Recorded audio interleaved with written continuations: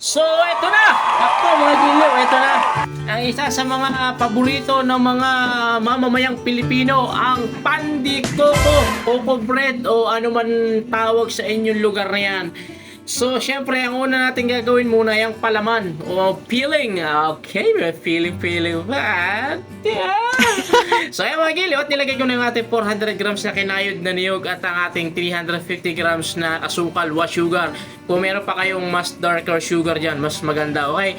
At naglagay din nga pala ako ng 1 tablespoon ng margarine. Ayan naman mga giliw ay optional. Ay, gusto ko lang, kaya wala kayong magagawa. Gusto ko yan na.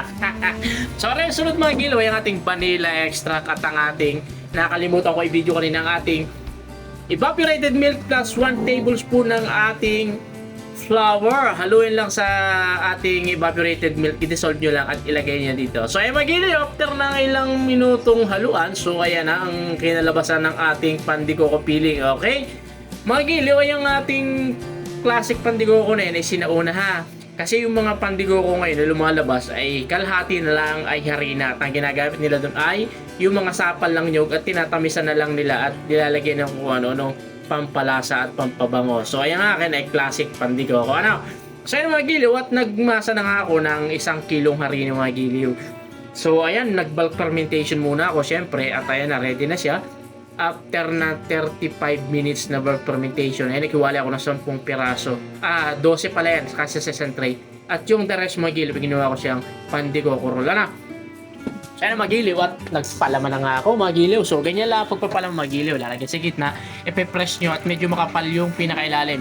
Ayan, kakapitan nyo yung pinaka-lock nya and then paikutin nyo para ma-distribute ng properly yung peeling nya para hindi sa isang lugar lang nakatumpok yung ating palaman. So ayan mga giliw, at inilagay ko na sa ating grease pan yan mga giliw. Ayan, kagaya yan. At syempre naman mga giliw, hindi mawawala yung palatandaan ng pandikoko. Alam ng mga Pilipino ito. Ayan o, syempre, pag pandikoko, may mga tusok sa ibabaw yan. Ayan! Tinusukan na natin mga giliw at pinalsa na natin. So ayan mga giliw, at naglagay na rin nga pala ako ng egg wash dyan mga giliw para maganda naman tingnan. Ayan, after ng 70 minutes, ayan na mga giliw, lumabas na sa oven at ako, ang bango ng pandikoko. Ayun mga giliw, syempre hindi mawawala ang ating coffee session. At ayun mga giliw, yung isa kong ginawa yung pandikoko roll. So ayun mga giliw, ating tikman na kung ano baga ang lasa ng ating pandikoko. Mga giliw, pwede nyo naman na rin gawin na ipopost ko ang recipe at sa may mga nais, di gumawa kayo. Ay mga giliw ay walang halong kabulaanan. Yan ay mga pawang katotohanan lang ang ating mga recipe na ipinupost diyan. Hindi yung kinukuha lang sa Google ayan ay base sa aking karanasan at yan naman ay talagang purong totoo. So ayan mga giliw ang ating recipe at magandang araw sa inyo.